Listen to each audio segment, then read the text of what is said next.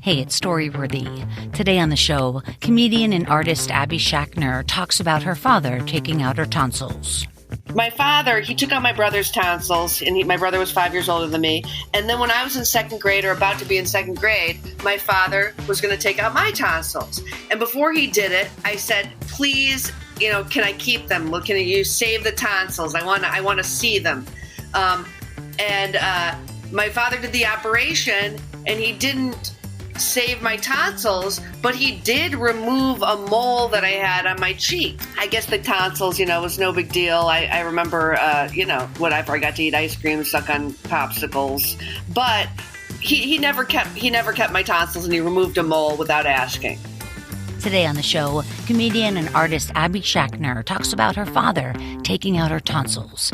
Stay close. Hey, it's Abby Schachner, and you're listening to Storyworthy.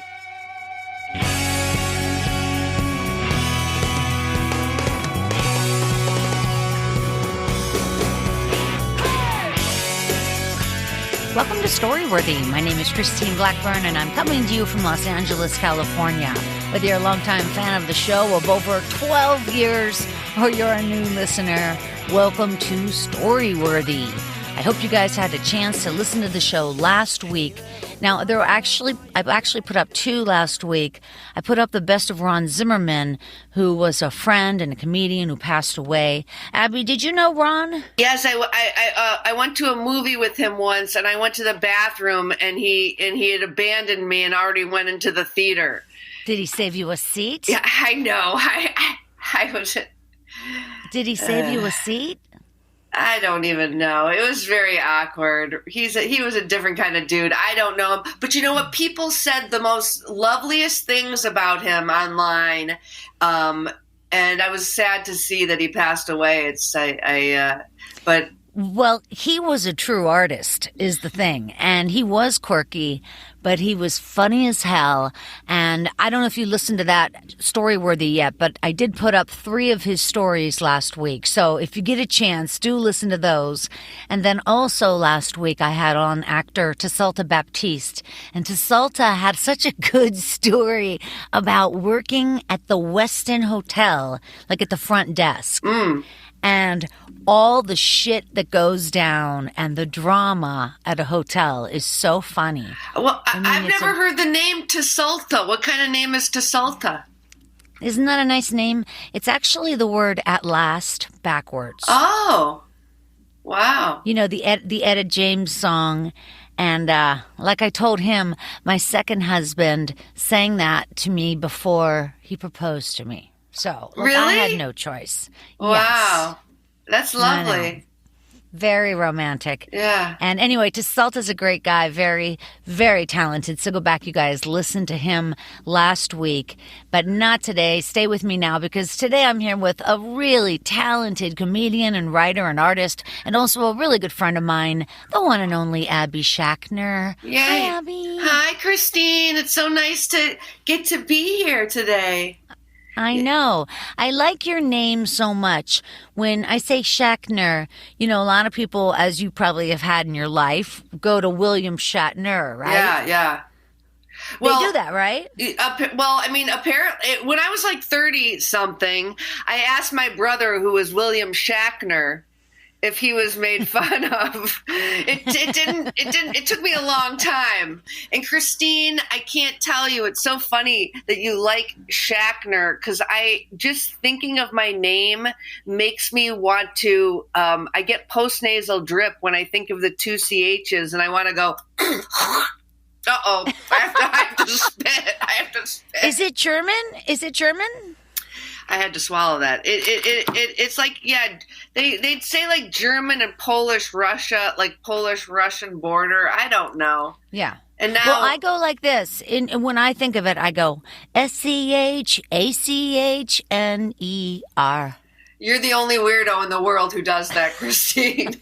Nobody else Well, that's does. how, when people want to know, that's how you have to explain it to them in a rhyme. You know this. Yeah, You I'd like write to tell songs the all audience time. that one day after a mic that we went to, Christine told me I should get everyone chanting my name. I'm like, I don't even know what you're talking. Like, I don't know. She either sees the cheerleader in me or has a thing for CHs. But Well, today you bring forth the topic, my father took my tonsils out, which is such an original topic. And what I love so much about it is it really tells us exactly what's going to happen in this story.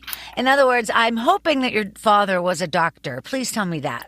Yeah, my father was a doctor. Believe me, Christine, it's only the beginning of the story. My father took my tonsils out is just really the first flick that sets the Rube Goldberg, Goldberg.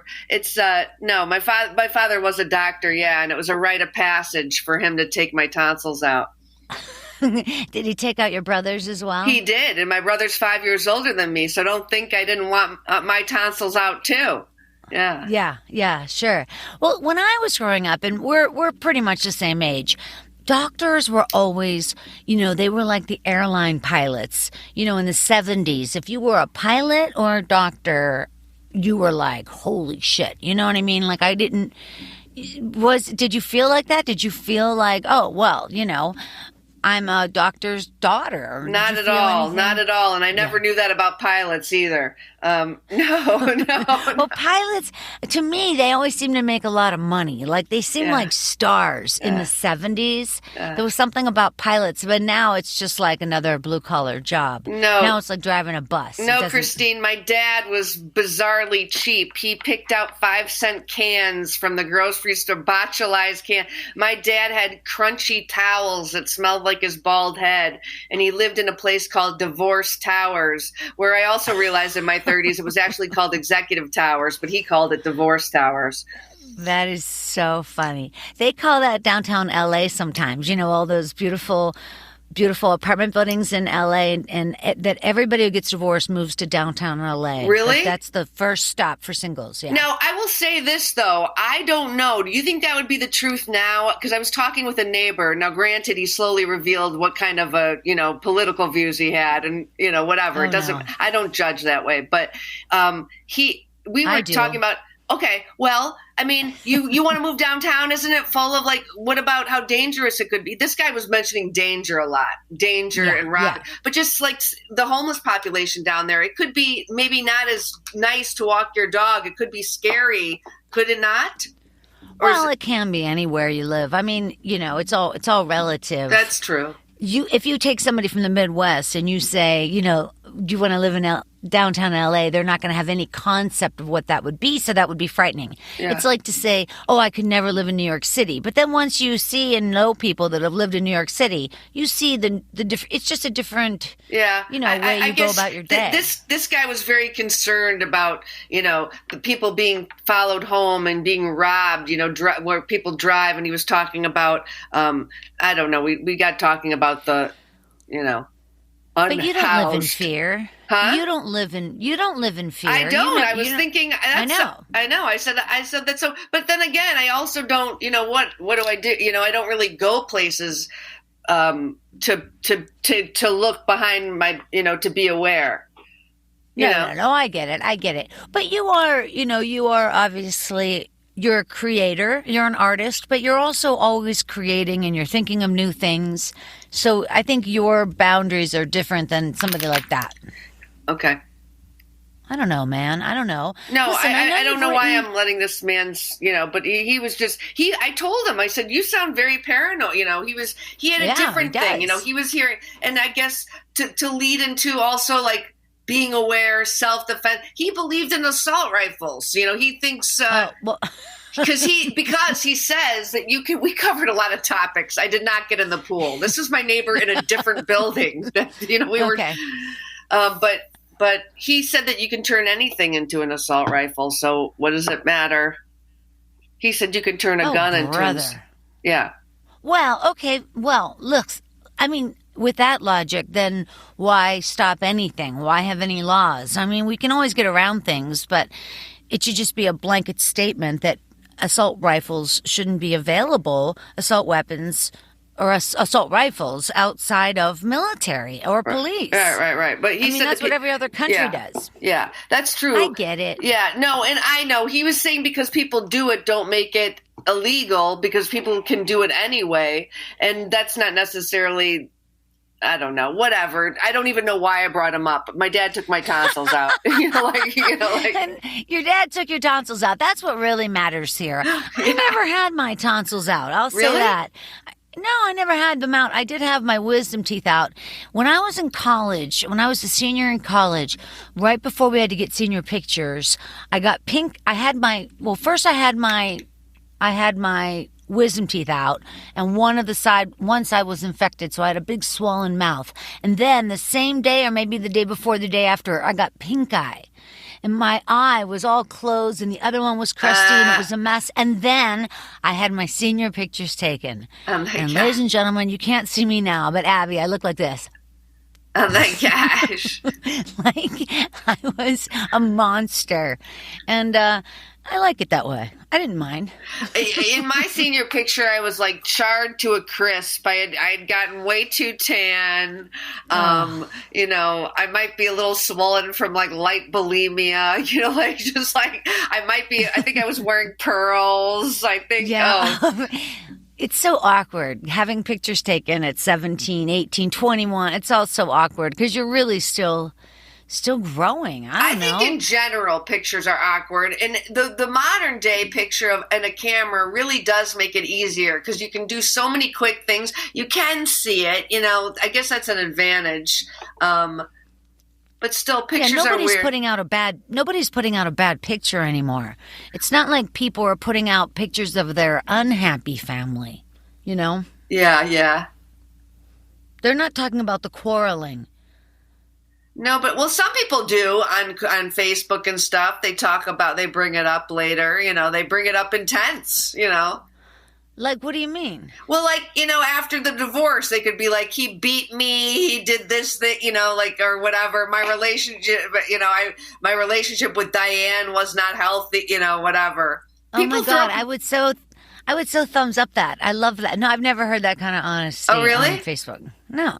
No, I just hear this is our forever home. This is our new Labrador Retriever and our perfect family. I was talking about a divorce. Okay. Oh, yeah. I know, but when people talk about the divorce, I always hear regretfully, we have decided to part ways. Thank you for that wedding gift last year. I'm going to keep it. Oh, but there's always somebody that comes out and brings up, probably when they're coming to realizations about certain things, they kind of, or someone kind of in the midst of it that shares their issue, and you're like, whoa, they're going through it. They're oversharing or whatever. Whatever's appropriate is appropriate. But I just think that when I post something, I am so aware of the stick-to-itiveness it has. Right. Whether I like it or not, So what you're not a big fan of Twitter, it seems. Do you? I wish I would, but I just feel like it gets to a point, and unfortunately it's like one of those things in life where you think it was too late. When you think you wanted to do it, and you always look back and think it wasn't too late. That was fucking 10 years ago. You think it's too late. You don't have any friends or, I know. So I know. And my friends, my elderly friends in their 80s, they say, I wish I was in my 50s. Of course. It's all relative. Yeah, I'm sorry I didn't, because it could have tested the, writing things. But honestly, sometimes the writing or whatever kind of art, when you get compulsive, I could just only imagine the kind of ricocheting that would happen in my head. You'd have to really learn the art of doing it and letting it go. You can't put too much thought into it. No, definitely. You tweet your thoughts, and especially the funny ones, the ironic ones, the self-deprecating ones, and you walk away from it. Yeah. You do. You take a guy like Blanca Patch or Matt Oswalt, two Twitter kings. Those guys never respond to people's response. Do you know what I mean? They never because they don't look at it. They're moving too quickly. They're thinking so fast on their feet. And sometimes they're sitting in front of their desk, which makes it easier. It's not like they're on the run. I mean, they can be. Right. But I'm just saying that you could treat it any way you want. I used to be more addicted to it than I am now. But I do still love it. Out of all the social medias. Well, but now we can tell everybody that Christine does comedy like twice a day. Christine and I are daytime comedians. I mean, Christine performs at night, but Christine and I perform on a daily basis, pretty much. In the afternoon. The 12 o'clock mic, the 1 o'clock. Yeah, so if you're doing that, maybe you're getting the bugs out, so you're like, you don't necessarily need to. No, I know what you mean, but Twitter is also, I'm telling you, it's like also a way to put down your thoughts quickly. And if you don't know, if you can't think of what you want to say for your set when you're out doing comedy, you can look at your look at your tweets. Look at your timeline. Often you'll find a joke that you forgot. Right now on my phone, my Twitter looks like it's a different Twitter, and I don't know how to get out of it. It's like, I think you tried to help me. It's like Islamic letters. It's like an Islamic language. It's like someone. Are you serious? Yeah, I'll show you later. That is so frustrating. So like I do have a Twitter account, and then I always get confused because I think I want to create for children, but I'm actually dark. So like, how could I blend it? Like I don't want to. I gotta stop worrying about that though. Like whatever. Listen, you've written 3 children's books, and one is better than the next. I adore more your than children's that, Christine. books. More than that. You wrote The Spot. Yeah. When Monsters Are Happy. Yeah. And what's the third Monsters one? Have Feelings and the Breathing Book. Monsters Have Feelings. But, Oh, the Breathing Book. But you have to know me to get the books. I mean, I used to have them on, I don't have them on Amazon because I don't know how to lay them out like that. Well, I can help you with that, or I can show you. You go to Create Space. They work with Amazon, and I can help you with that. Okay. Yeah, really. No. And also that kind of thing, Abby, you just go to Google and you type in, I want to self-publish a book. Google, search, yeah, boom, but I know, and I have to do it through picture book, like that you created the pictures already, that you're not putting words. It's anyway. Sure. Okay. I know what you mean, but there's a lot of online tools now that can help you. You are very, very smart, and you've got a lot going on. You're kind of like me in terms of we have a lot of irons in the fire. Like I always have 6 or 7 ideas in my. Yeah, but your irons are actually hot. My one iron gets really hot, and the other's like, I don't know where the outlet is. Let me be your lighter, Abby. Yeah, be my lighter. You guys can find Abby over on Twitter at Abby Schach. So now this is where it's the first 6 letters of your last name, which I told you again, SCHACH. Maybe I can change it to your friend Abby. There probably is one. Probably do that. There probably is one. You also, you're online at yourfriendabby.com. All right, you guys, before we hear Abby's story, my father took my tonsils out. I did want to remind you that...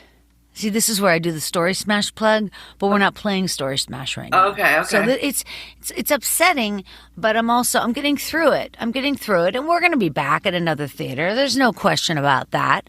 And right now I'm actually putting my attention toward a new project called My Life in 3 Songs. You guys can head over to mylifein3songs.com to find out more and follow My Life in 3 Songs on Twitter and Instagram. That's a brand new podcast from me, kicking off September 1st. My Life in 3 Songs. I'm talking to comedians about the 3 songs from their lives that define them. Not necessarily their favorite songs, but songs that have made an impact, songs that made a difference in their lives. So again, My Life in 3 Songs, you guys, get ready for it. September 1, get on the My Life in 3 Songs train. Abby, are you going to get on the train? Why not? I was just thinking of a song that might have... I just had a flashback of a song that, would be, tell me one of yours. Well, I'll tell you the one that flashed in my head. I don't know if it just, for some reason, struck me. There's this song that goes, all my day. I'm not good with it. Oh, my. All I know is that it's a big... very special. Da, da, da, da, very special. Da, da, da, da, da, da, da. Wow. Very special. Well, anyway, I heard it on the radio when I had a terrible abscess. My first one. This was the beginning of my losing teeth streak. I had an abscess, and it was New Year's Day at 3 a.m, and I started with this abscess, and then at around 7 a.m, they played that song, or maybe it was 8. But I had this terrible abscess, and I never had one before. And then I was about to do a solo show. But anyway, they played this song on the radio, and I got hooked on this lolly, lolly, lolly, lolly. Oh, my Nicorette. Abby just spit her gum out. That's attractive. My Nicorette. Wait a second. That sounds like a bad memory, but the song stayed with you. Yeah, because I wonder if, the song definitely stayed with me, because I might have put it in my... It became sort of an anthem anyway, but yeah, that I just was triggered with that song. Yeah, no doubt. Well, think of your other two, and I'll definitely have you on my Life in 3 Songs. I'm very excited about it. You know why I know this is going to fly, by the way? Because I've had this passion about my Life in 3 Songs for 3 years now. Like, it won't stop. I kept trying to tamp it down, like, no, it won't go. Let it go. Just let it go. But it keeps coming back to me. Because it seems to resonate with everybody. Because people do use memory frequently, for, I don't know, to remember their past. Hey, you know what? Wait, did I say that? No, I meant to say people do use songs often to remember their past. Or songs trigger their past. Oh, yeah. Well, you know what would be interesting, too? For you to, talk to people of various ages, because it would be interesting to hear an 18-year-old and what songs, or I'm sure there's always a song if you were 20-something, a song in college would have had a big and a song in high school, and maybe a childhood song. Absolutely. It's funny how I was asking Bama this morning, and we thought that their 3 would be Sophia the First, which is, a song from her childhood, and Dinosaur Train, another song from her childhood, and then something from Hamilton, because that musical had been so impactful to them a while ago. Now they just they don't care for it anymore. Yeah, I know. Somebody could say Macho Duck or the Super Bowl Shuffle. I mean, or they got beat the night they played the Super Bowl Shuffle. They was beat by their dad and sent to bed without dinner. With Refrigerator Perry. Oh yeah, yeah. Awesome. Because it was Chicago, right? The Chicago Bears. Yeah. Oh, you're so funny. All right, you guys, she's here right now. You hear her talking. Abby Schachner, Schachner. She's a writer and a comedian and an artist of many different mediums, including painting and drawing. You're such a creator. I know that you are from Toledo, Ohio, and got a big start of your career in Chicago with the Second City. And I know that you saw a lot of big talents there, like Stephen Colbert and Stephen Carell. Is that all correct? Yeah, and a lot more too. On the main stage at that time, Amy Sedaris was on there, and then Jenna Jolovitz, Jackie Hoffman, such talented people. He was there when Adam McKay directed his first show. Rachel Dratch, Tina Fey, all sorts of people. It really is the way to learn, isn't it? To watch other comics doing what you want. Christine, I was bad about that. I watch once. You think I went there every night? No, because it's like an ordeal just to show. I wish I would have taken advantage of it. That is where the life is, yes. And I know that's still happening even in this town, where you could show up and be a part of the party. I know, but wait a second. You were still in the classes, right? Oh, yeah. And I mean, and I ended up, doing a certain number of things. But I never, even when I was touring or whatever, I didn't really take advantage. Oh, come on. Yeah. Well, you were acting. You were doing something. No, I was doing it for sure. But I mean, I wasn't one of those people. You know how there's people that go every night and sit and they study and Well, I'm not saying that. I'm just saying have that kind of... I mean, I even feel that now. I love watching you perform. I really do. Thanks. And I love watching other comics. I don't know. I learn from people. I've been watching a lot of stand-up specials, like Netflix specials lately. And it really is interesting, especially now with a certain amount of comedy under my own belt. It's interesting to see what they're doing. I'm kind of watching it with a different eye. because I'm getting ready for my first special next year. Get it. See, I guess right. I would do that more with TikToks, and then be like, how do they keep it up for a minute? Like they must be geniuses. Yeah, no kidding. You also make dolls. You've Yeah. made a lot of dolls. You sew them together, or you make big dolls. You gave me a yoga doll, which is like an 18-inch full-size rag doll, really. But then you also make dolls out of tampons. Yeah. I know that you've made a series of vampons. Well, I made a couple vampons, but I like that idea about a vampire tampon named Vampon. Right. And he and really what would be the hook for that? Well, I think the hook is that he ends up like living with like a 15-year-old girl, he's a 15-year-old girl finds him, and he like hops in her backpack. She wants nothing to do with him because he really wants to be, like inside of a cheerleader or like somebody young, but only women who are menopausal like him. Like he goes to bars. Like I don't know, but it's really hard to like when you have an idea with like a vampire tampon, a vampon, and he has a relationship scene with a human. There's a big difference. So like, how do you do? He has to be like on a bar table. He has to. It's tiny. He's got to be up close or in a hand. Maybe he lives in a dollhouse. Well, or he could be like, like from South Park, who it was, the Pooh, the Christmas Pooh. Yeah. That's probably what I was thinking. Can I sing you the song for it? Gosh, yeah. Please. Okay. Vampon, the vampire tampon, he can't get any blood because he's a pervert.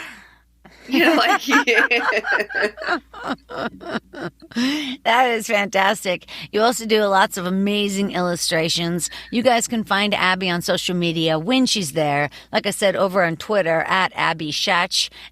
Oh, don't! Why do you pitch Twitter? Just say Instagram. Your friend, your _friend Abby. Your _friend and then pretty sexy hag. But right. Nobody. I don't post anymore. Okay. You guys can find Abby over on Instagram. Your _friend Abby. You can also find her website, yourfriendabby.com. And oh my, you are the funniest. I'm so glad you're here. You guys, wherever you are, put your hands together for the very talented Abby Schachner. Oh, yay. Wow. This is exciting. Christine, as we mentioned earlier, my father, he was an ear, nose, and throat doctor and facial plastic surgeon. But, probably if someone, not to beautify people necessarily, but maybe if there was an accident, he wasn't like known for plastic surgery, although he did give my brother a nose job. But, sorry, Willie. But my father, he took out my brother's tonsils, and my brother was 5 years older than me. And then when I was in second grade or about to be in second grade, my father was going to take out my tonsils. And before he did it, I said, please, can I keep them? Well, can you save the tonsils? I want to see them. And my father did the operation, and he didn't save my tonsils, but he did remove a mole that I had on my cheek. And I remember like that I had a Band-Aid and it got itchy, because he had to put, stitches in it. And I guess the tonsils, was no big deal. I remember, whatever. I got to eat ice cream, suck on popsicles, that kind of thing. But he never kept my tonsils, and he removed a mole without asking. How old were you? 10 years. Oh, I was about to be in second grade, so I was 7 years old. Well, how could he ask a 7-year-old if they want a mole removed? You were 7. You wouldn't have even known what it was, right? He should have told me probably that it was fine. He removed a mole. It was itchy. He didn't. Well, it makes sense because when I was 18 years old, I'm a junior in college, or maybe I'm 19. I go to a theater school for the first semester, and then I go to Italy because I'm an art history major. And when I get to Italy, I start talking like this. Like, I can't taste spaghetti. I blow my nose. There's like 1 second relief. There's no difference when I talk like this, and I'm suffering. like I don't speak any Italian, and I go to Farmacias and I say "C'è una arancia in dietro del mio naso." There's an orange stuck behind my nose. Like, can you help me? And occasionally I talk to my father, and he's like, "You've got to come home for like spring break," because I flew out on January 1st, for this program. You got to fly home on spring break, and we're going to see like what the problem is, like whether it's a tumor, like what is it? So I fly home for spring break, and I see my dad eyeing my face. Like he's looking, because when I go to college, my brother and my dad got into burning off their beauty marks and moles, like at the dinner table. They got off into zapping they'd call it. So like I got really into zapping. And so when my dad's checking me out before he's going to operate on me to see what the deal is. I say, "Don't touch my face." I said, "Don't touch it."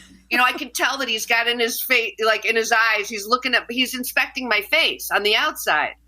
And he always over the years would say, "I got to fix that scar." Where he removed the mole, he left a scar, probably because I scratched it because it was itchy. And he'd always say, "I've got to fix that scar. I've got to fix that scar." So I'm telling him, "Don't touch it. Don't touch my face. Don't touch my face." So he puts me under, or I'm in the hospital. I get put under. My mom is driving me home from the operation. I'm, still, woozy. I pull down my rear view mirror, and I have burn marks, like 9 burn marks all over my face. And I have a Band-Aid over where the mole used to be, where he tried to fix my scars. So he restitched it, whatever. Okay.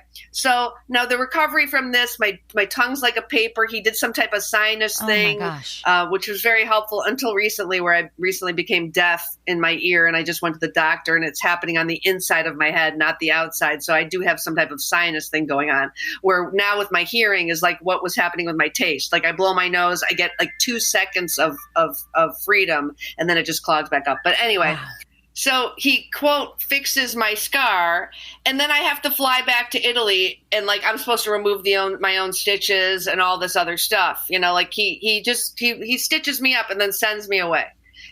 So basically, because I had a scar before, I am like really keeping my Band-Aid tight. I end up finally I remember to remove my stitches. I remove them on a very shaky train, with like the water that you can't use from the sink, like tainted water. I finally decided to remove it, like on the way to Amsterdam or something, or on the way home, probably worse. And now the scar is like bigger, than it was ever before. So each of these stories are like 10 stories apart. So like I never got to keep. Oh, and I also, before he removed before he took the moles off and fixed my sinuses, I told him to keep the stuff that was in my head. I said, "Please save whatever's inside of my head. Like I want to see it. Ew. Like I want to see like my tonsils. Like please show me." And of course he didn't, but he removed the things on my face. So about 10, 11 years later, my dad's dying, whatever. I come home, and he for some reason I'm experiencing. I'm like 30 now. I'm almost 30. He douches my ear. I'm going. I guess I'm deaf then, like going deaf. He goes into his garage, and he gets out this antiquated ear douche. It's like metallic. It looks like an icing, like an old school icing thing. He douches my ear, and like a grape sized piece of wax comes out into a bowl. I was happy because I could see it, but my father couldn't breathe to do the other side. So what do you mean he couldn't breathe? Okay. He was dying. He had lupus, and it was eating his lungs away. And my father was full of these lipomas, which was now I'm getting to this lipoma story. So my father was full of these bumps. His nail beds were falling off. Lupus was eating him on the inside, eating him on the outside, whatever. He couldn't breathe to do my other ear. Okay, I shouldn't have said that story. Anyway, I go home. My father dies like 3 weeks later. I go home for my father's funeral, and there's a guy at the funeral that is a plastic surgeon. And I have these lumps that my father used to have. Like I have an occasional lump, like a lipoma. So I asked this guy if he'll remove, a lipoma, and he ended up doing it for free.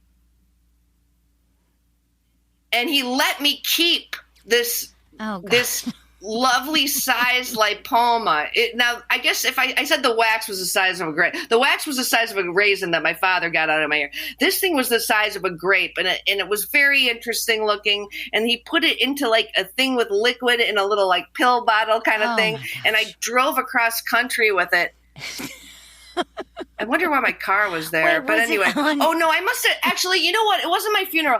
A year later, it's when the unveiling of my father's tombstone, I think, is when this guy removed my lipoma. But regardless, my father's doctor friend let me keep the thing that I wanted. He let me save it. Anyway, to make a long story short, though, after the funeral, I fucked up. I fucked up the story. It doesn't matter. I finally got to keep something. Somebody else douched the other ear. It wasn't as good of a douche as my dad. My dad had, because it was a plastic device that didn't have the power to get the ear out. But anyway, I'm deaf again in my ears, and I miss my father. Wait a second. Why did you get that kind of wax buildup to begin with? I've never had that. You know what? A lot of people do. And let me tell you something, Christine. I ordered ear candles, and I want you to be with me, even though this deafness is happening on the inside. We're going to do ear candles together. But they say that's very dangerous. Did you know that? No. It's dangerous. Really? Why? Because you could light your head on fire. No, I think that you should just go see your ENT. Just go see your primary care physician. They recommend ENT. I just think you should be real careful. I mean, no, I just want. First of all, I've tried to clean my ear. My father was an ear doctor. He cleaned his ears with his keys. Oh God! I already used bobby pins on this thing. I told you. I went to the doctor a few days ago, and it's not. She said my ear's clean as a whistle. Nothing. Take that to the guy who kissed my ear once and went like this. Ew. And had flakes on his ear from my ear. Ew. But anyway. Oh my gosh! I know, Somebody you were gross, making out Christine. with. Yeah, but I don't like him, But I had flaky ear, And he I didn't know that I was supposed. Tongue. He had. I didn't see it. He just went like this. Ew! He looked like a little squirrel eating off your paw. Let me ask you something. Why did you want to see your tonsils? Why do you want to see your skin tags? Why do you want to see this stuff? Okay. And I didn't tell you when my dad, when I was 21, had to burn something off of my asshole. Oh, that's lovely. He put a little circular thing over my butt, and. Yeah, my brother's son. Anyway. Your brother was there? Yeah. Wow. It was on a... This is a heck of a family. He didn't watch. Yeah. Okay. Why did I want to... I'll tell you, and I should have said this before. Because when I was young, because my parents were divorced on Sundays at a very young age, we're talking like 5, 6, we would go to the hospital, and my dad would do rounds, and he'd pull out, we'd visit people who had their tonsils out, visit people who had laryngectomies and stuff like that. Cause my dad did a lot of that kind of stuff, but I'd watch him pull out packs from people's noses. And it was the people would be very scared, and my dad would tell a joke and say, it's not going to hurt. And then he'd pull it out like a clown. People would be like, oh my gosh. That looks so painful. Screaming. And my dad would pull it out like a clown, like a colored, bloody, various colors of blood. And I just think that, and I still have that. Come on, how do you ask that? It's who doesn't like seeing a blackhead come out, or a whitehead pops? No, thank you. Oh my God. Listen, your father, that must have been very interesting in your childhood to be taken into the doctor's office or the hospital and get to see stuff like that. Were you ever in the room, or were you in one of those glass window things? Always. So your father would just say, I stood a foot. What would you? I stood a foot away from a stranger woman having a child when I was 13 years old. I was with a friend. My dad said, put on scrubs. A woman was having a baby. We stood right between her legs. My dad said, if anyone asks, tell them you're in medical school. Wow. He said, tell them you're in med school. I watched an episiotomy at 13. Oh. I could describe it. I learned not to say, I I've heard forks drop. I said I shared it once at the during an open mic, and I heard, so there was like a stranger that, but my friend was never allowed to hang out with me, and my father, again, she ended up having 4 kids. I've had none, but I saw a woman getting a breast lift and a facelift at the same time. I saw a woman getting things burnt out of her vagina, and my dad, those were surgeries that my dad, weren't my father's. I just went in the room. I know, but like what? But I did was it just there was so much lax security? Obviously, there was no COVID. Nobody cared, or did he say, "Oh, just so you know, my daughter Abby's over here today"? Well, I mean, what would he say? No, he said, like, if anyone asked, tell them you're in medical school. So the patients didn't know you were there? No, because the patients are in their own weird now thing. I'm getting it. Okay. Yeah. That is something else. No. But the patients knew I was there at 5, when I'd go in the room. Yeah, I'm with my kids, you're hopping around the room and they're in pain. You don't think about what that would be like. It's probably scary too. Like, what's this guy bringing his kids for? My dad was very different, so it's like, I think I mentioned one time when I was I went down the cafeteria line at the hospital by myself, and the woman who was ringing people up, I said my last name was Schachner. She said, Schachner? She said, a lot of people don't like your daddy, but I like your daddy. And that was... What was his reputation? Well, don't forget, he was arrested at the hospital a couple years or around that time. I don't know when, but in the 78, he was arrested at the hospital for getting money out of his truck to pay a hitman for trying to kill my mother. But it was an undercover cop, so he was set up. And part of the thing was the hitman called my dad at the hospital and said he had a sore throat. And when he said he had a sore throat, that means he killed my mother. Oh my goodness. So my dad says, "Okay, I've got the medicine for you. I'm coming down to give it to you, whatever." And that's when he went to the trunk, and that's when he got arrested. And that is such an intense story, because I do know that you and your brother were there that day at the hospital, hanging out in the waiting room or whatever. And all this while, your father truly, not being dramatic, he truly put a hit out on your mother. He thought she had truly been killed, and as calmly as you just said, he said, "Okay, I'll bring down the medicine," meaning that I'm going to come down to the parking lot and give you money. But I can't say truly, and this is where I'm sick, because years later, my father told me at my stepbrother's graduation. My father did end up meeting, falling in love with a woman that he actually had known before. But my dad said that he was set up. Well, this is what my dad said. My dad said that he was set up. He knew the guy that approached him. He had a feel, that he knew he was being set up. And so he just went along with it, and he pushed it to the edge. Because, like, honestly, there are some things to say that, like, an undercover cop doesn't come out of nowhere. An undercover cop doesn't, you are being set. But, I mean, I guess anybody then could say, well, I was set up. But yeah, he said he was set up, and he never really went. He went to jail for a short term, but he never went to jail for that, because in Ohio at the time, to pay after the fact was not like, apparently they got off because he paid after the fact. But he said he was set up, years later, and well. All is well. Oh, yeah, right. Yeah. Well, and that's that. My mom just went on. But, there's so many questions to it. Did he lose his doctor's license? No. He did not. No. Interesting. No. So we were still showing up after that. So when that woman said that kind of thing, it had already happened. Wow, no wonder. That's a lot of rumors flying around the hospital. If he went out, who has $11,000 in their trunk anyway? I mean, what was that? So, it's so premeditated that he got that money, put it there, and did what he planned. Oh, but my dad was a little bit, you know what, honestly, it is true, though, it's like you back and forth, because at that time, my father was always threatening with guns, wanting to bash people's cars, and he was he was from Brooklyn, he was very different, wow.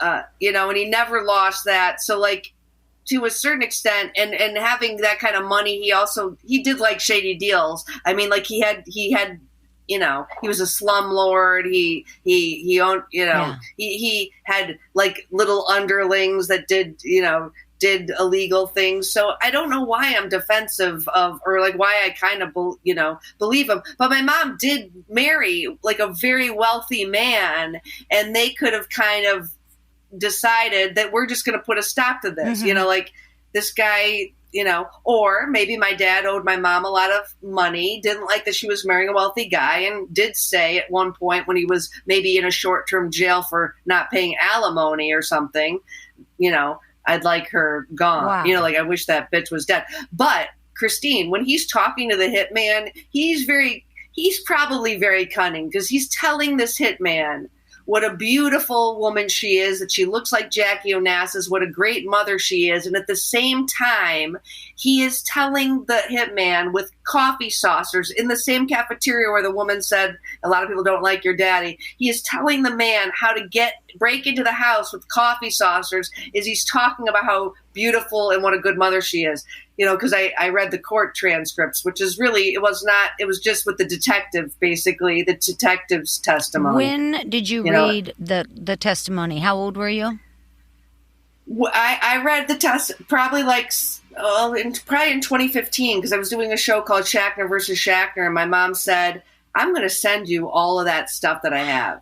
And she had pictures of the hitman, the money, the tapes. I don't even have the tape anymore. It's like somebody else had. It's like what am I going to do? I don't have children. Who's going to listen to it? But I have the old cassette tape with the guy calling the hospital. I hear my dad's voice saying, I'll meet you there. It's so weird. Incredible. Like, hello. Incredible. I wish we had it right now. That is something else. Oh. I mean, it's probably somewhere in the cloud. Astounding. Did you and your mother ever discuss this? Like, did she ever say, listen, Abby, I know this is hard to swallow, but your dad did try to kill me, but I'm here and he's in jail?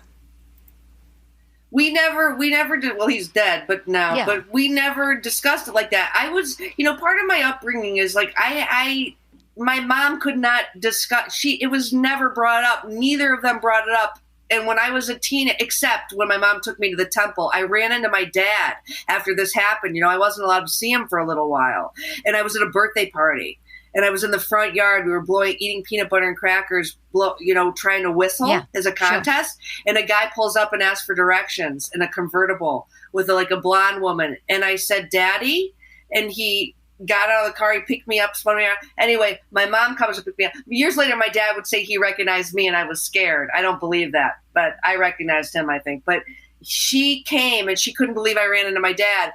Like a week or two later, we were meeting my dad at the temple. My brother didn't want to go in, and my mom said to me, I was the only one who went in. I'm like 6 years old. She's like, ask Daddy why you tried to kill Mommy. Ask Daddy why you tried to kill Mommy. And I go into the temple by myself because my brother doesn't want to go. He's like 11.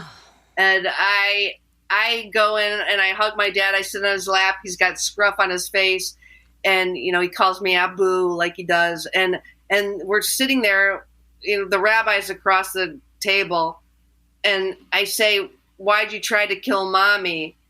And why'd you try to kill Mommy? And he would practically flung me off of his lap, and he said, she's Meshuggah! Your mother's Meshuggah! What's that mean? And that she's crazy. Your mother's crazy. Oh, my gosh.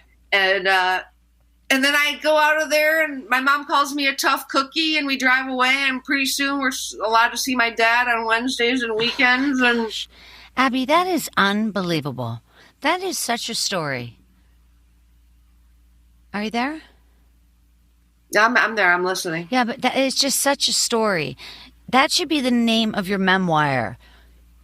Go in and ask Daddy why he tried to kill Mommy. That should be the name of the memoir. Ask Daddy why he tried to kill Mommy. Yeah. Holy cow, Abby. Really. Now, your mom is still alive, and I know she's healthy and traveling the world with her new boyfriend. Is it a husband yet, or? No, she'll never get married, but she's been with him 4 years. I think this is her happiest relationship. Oh, that's so my nice. mom never let any of this, and like that is just the tip of the iceberg. I mean, my father did do that, but my grandma one time told me all these things my father did to my mother that were very abusive. And even my grandma's like, but he's the smartest man, Wow. apparently, and Was that just because he even my had the dad doctor label? Was that why he was so revered that way? No, he was a unique kind of guy. He was just unique. He was a different dude. He was very much his own person. And apparently he was very intelligent, but apparently he also was sort of dumb, because even at 65, he threatened to blow off the gas surveyor's balls and got taken. It's like came out with a gun and He aimed didn't want to have the gas meter read? Yeah, like a guy was in his backyard, and so he gets triggered a little bit sometimes. Oh my! Well, back then it was a little different as well. There weren't as many, there wasn't as many meds. People weren't as toned down with Prozac or whatever. Now people have better outlets. I hope. But listen, we got to wrap this up. Let me just ask you one more question, and we got to get going. What traits do you think you received from your mother, and what traits do you think you received from your father? Oh, well, I feel like some of them kind of fucked each other and canceled them out, and I wish I could go back and reverse some of them, like my, okay, from what trait? Well, my father, I think definitely like personality, kind of being your own person, maybe.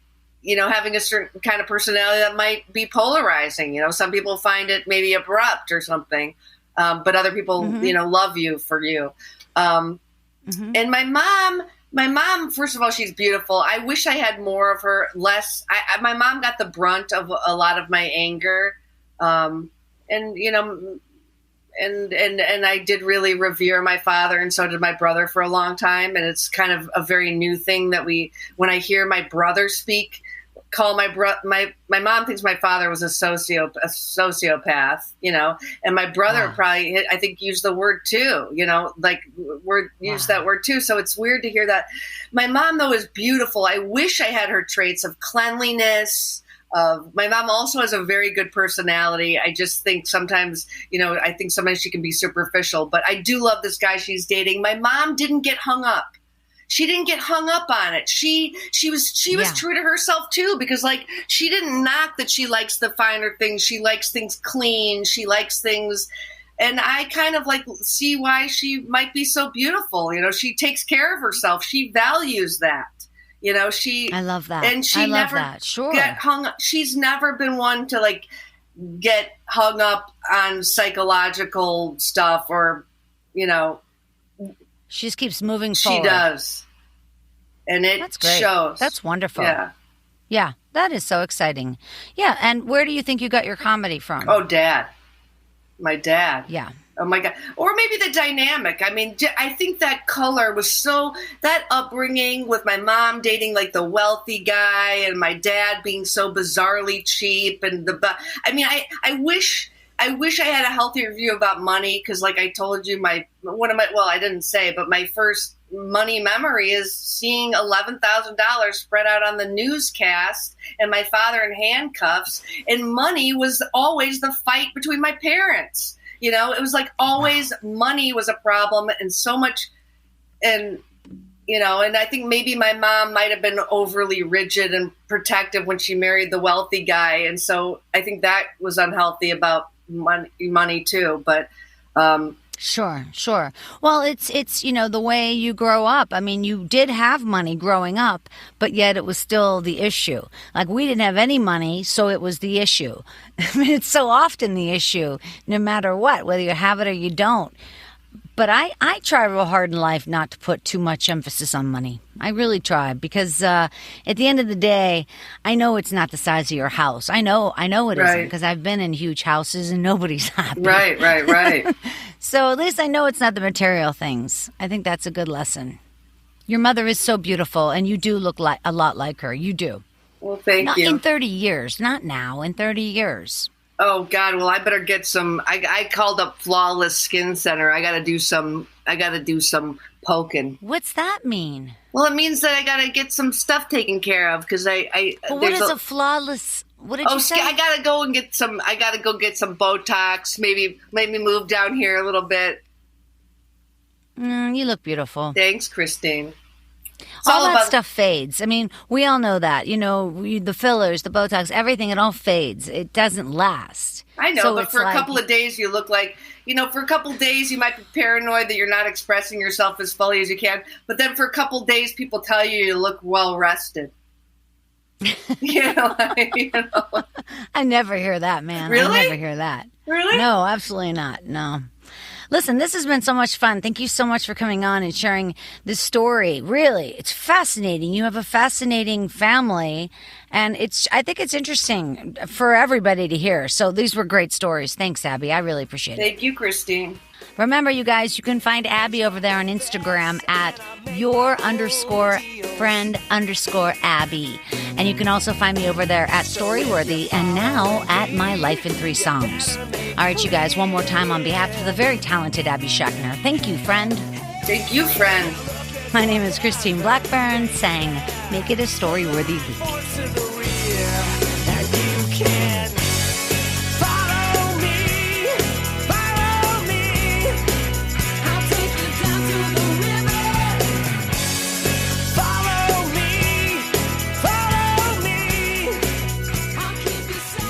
Thanks for joining us on the Storyworthy Podcast. We'll be back next week with all new stories.